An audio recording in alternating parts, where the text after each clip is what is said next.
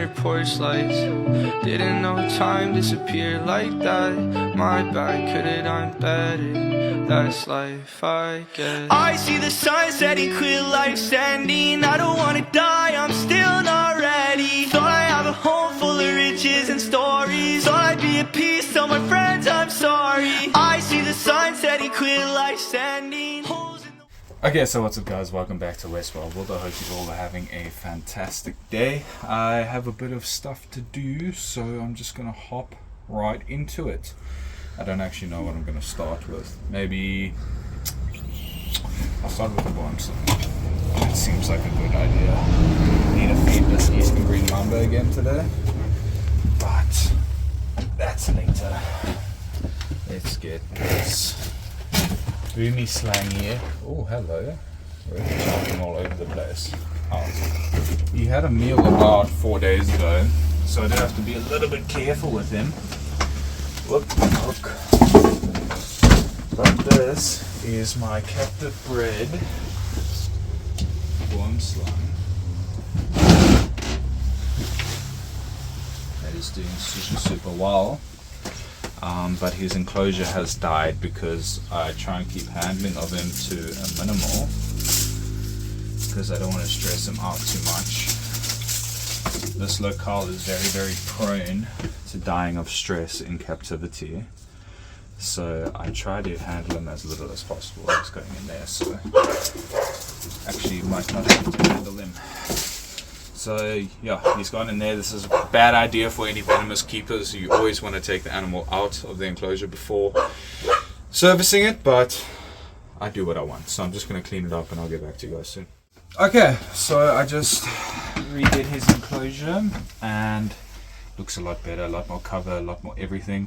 It's about the best I can do for now because his head is so small. Again, can't fit it in display cages, as I said every single time I take any of my snakes out of these tubs. Head's too small, fit through gap, no bueno, not good. But yeah, cleaned his water, did all of that, and yeah, I'm just gonna put him straight back up here so he can bask himself under the light. And then I need to get my Copperhead out real quick because he or she has taken a dump into a water bowl, so I need to clean that out. Whew! Fucking smells, oh my god. But whoa, look how beautiful she is. She might be going, don't strike at me, she might be going into shed because her colors are looking a little bit dull. She has not shed yet with me, but she is a fully grown adult Copperhead. They do get a little bit bigger than this, but this is about the average size, especially for a male.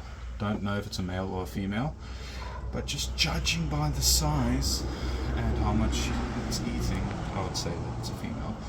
Ooh, this is a North American species. Hemotoxic venom, like most of the North American snake species.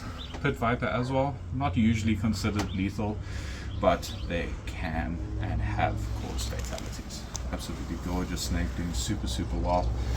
Little trash can, little disposable for my rats that are left over.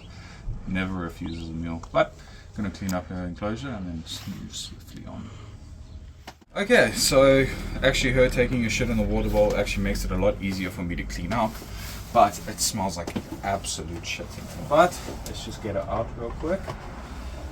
Just get her right back into her enclosure. Look how gorgeous this girl is. She is a pit viper, so she can sense my heat. Those big, yay, she's looking for something to bite.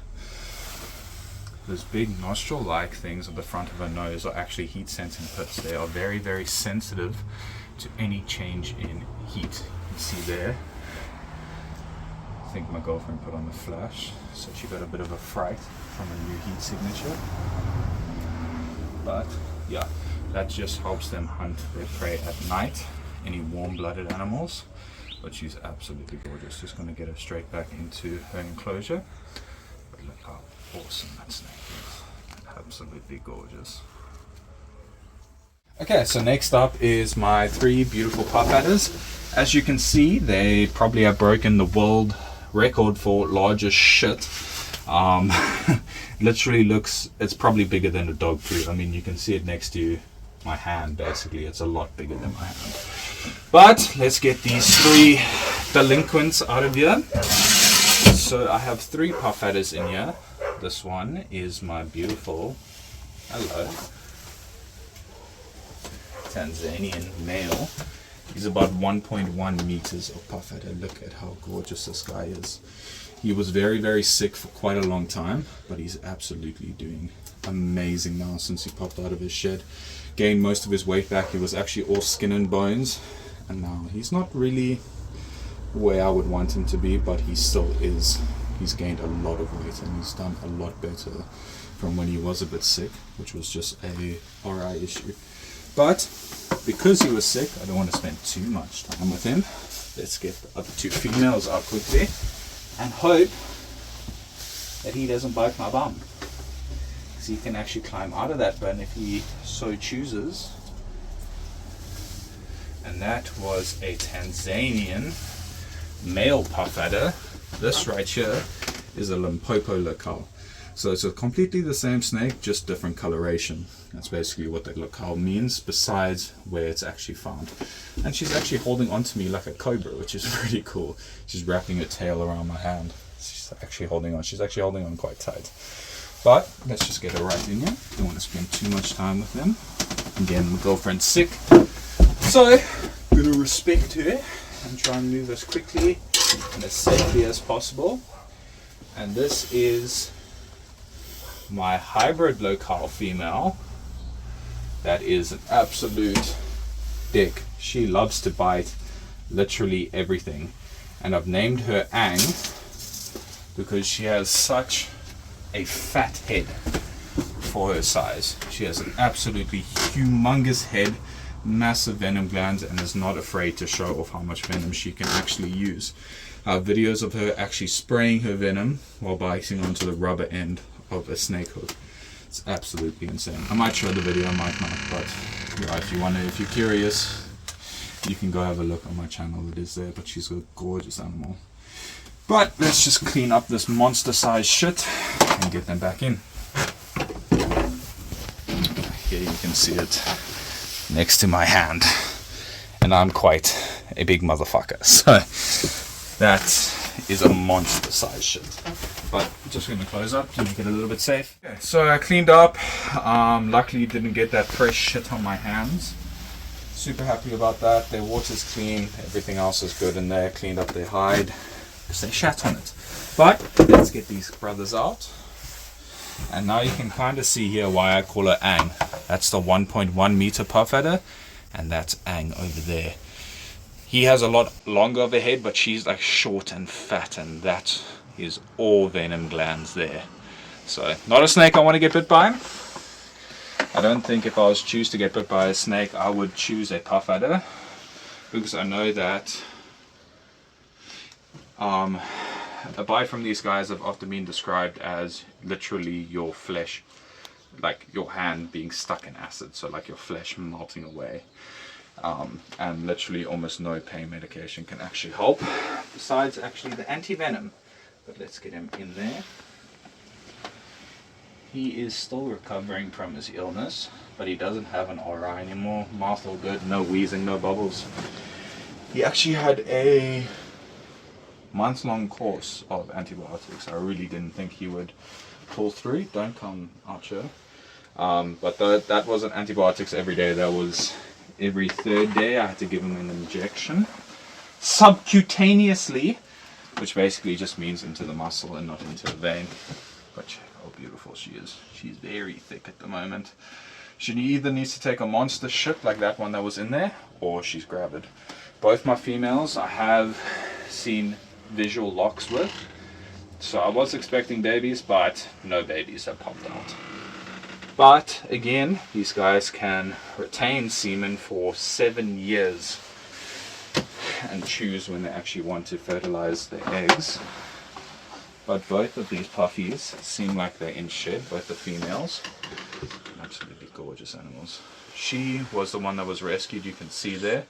I think she was hit by a lawnmower or a weed eater, causing major damage to her. She had to go undergo surgery. So I believe she was a wild caught, but again, same like old Harford, not fit for release. Probably wouldn't survive out in the wild. So she's in my care now, but she's a beautiful animal. Getting a bit pissy there, sorry, I dropped your tail. But okay, I think the only other snake I need to look after or just check on is Sassy, see if she's shed. Then I'm also going to try and feed the West African. So I'll see you guys there. Fuck. Okay, so Sassy the snake has finally popped out of her shed. It looks like it's a full shed. She is a non-venomous mole snake, but she is extraordinarily sassy. Her head scales didn't come off, so I do need to check her. They probably did, but they just weren't connected to that. So time for the endeavor of trying to find her, because these guys are fossorial snakes. There's a bit more shed, doesn't look like a head. So what I'm actually looking for right now is her eye caps. That's one of the most important things to look for when your snake sheds. But now you can check why we call her Sassy. I don't want to actually get bitten, and that's good reaction times if I don't say so myself. Look here, Sassy. Yes. There we go. But check how gorgeous she is. Call her Sassy the snake because she loves to bite anything and everything that comes in her way. I'm just trying to support you, girl. I'm just trying to support you. But yeah, I'll show you the bite now. At this size, it will barely do anything. But a fully grown one can give you some nasty bites and some very bad stitches. Don't bite my face. But I'm also just trying to look at her head to see if she has any scales that are missing. She's such a spastic. You guys usually don't see her. The only time you guys are used to seeing her is when we feed her, and that's only a little bit of how spastic she is. But you can see when I'm calm and slow, she does sort of calm down.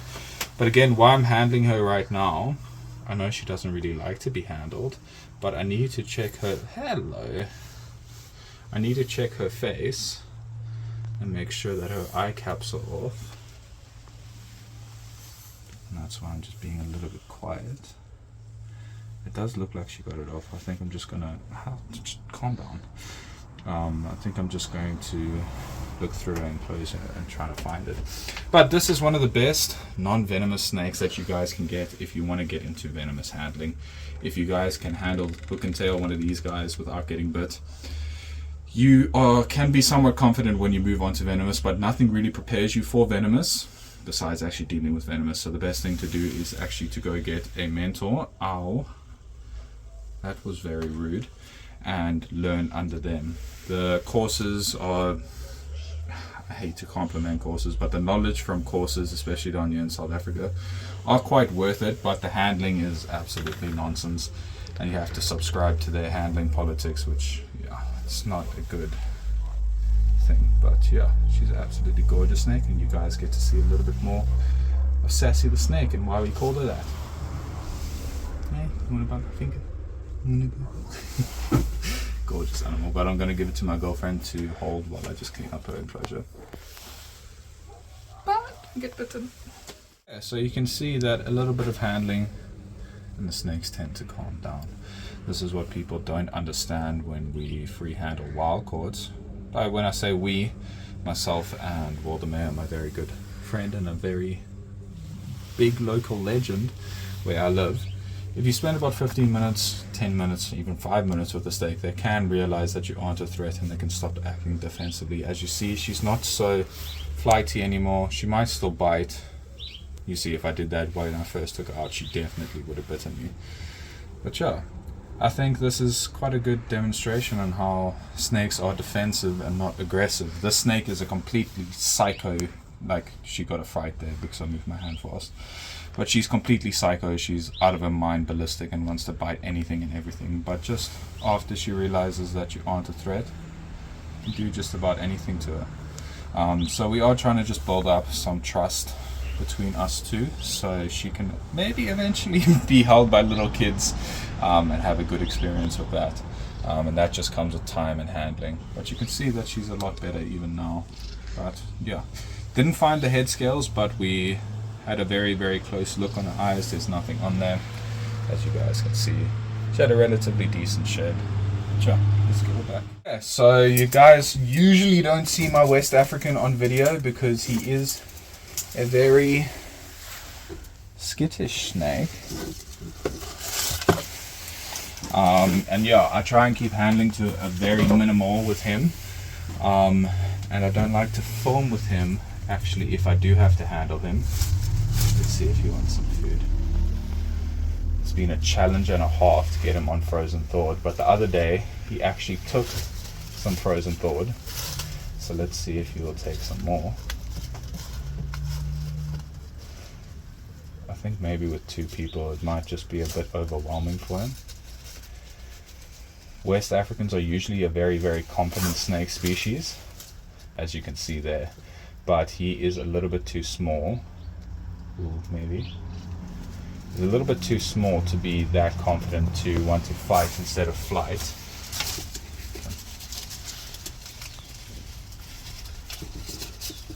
But yeah, it was a big step trying to actually get him to eat off the tongs. I'm very, very upset that I didn't get it on camera. But also, I'm just happy that he actually ate. But let's see if he wants. Okay, I might just sit here at maybe weight. This is where he ate last time. Just have to be very careful with my hand.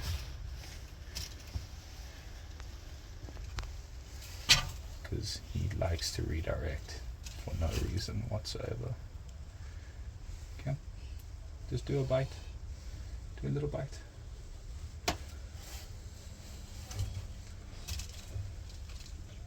But this is a banded West African forest cobra. It doesn't get as big as the normal black West African forest cobra. This is Naya Savannah Lua.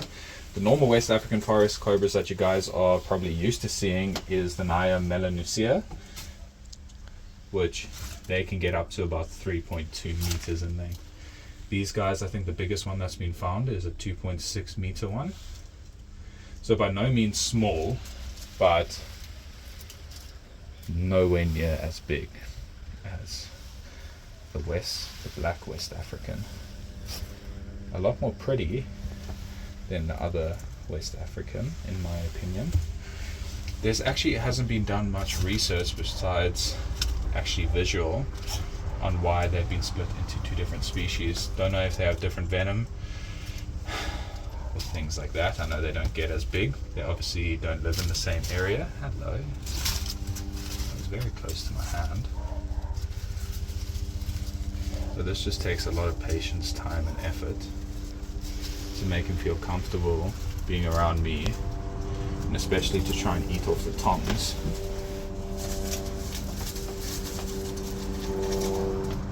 But yeah, I'm going to sit here for a little bit and try and get him to eat.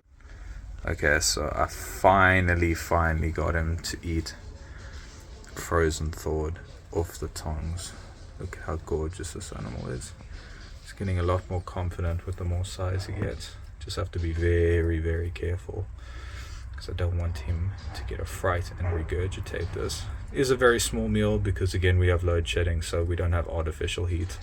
Even though it is going into spring right now, we really don't have that much heat. It's only about 15 degrees, maybe on the warmest days. So yeah, small meals for now. He's doing a lot better. But thank you guys so much for watching today's episode. If you guys did enjoy, please don't forget to hit that like and subscribe button. And as always, I'll see you all in the next one. Peace. Damn, this grown man screaming like a toddler. Ain't no surprise why your wife doesn't want you. Walking through the hall, bruh, spirits too terrified to haunt us.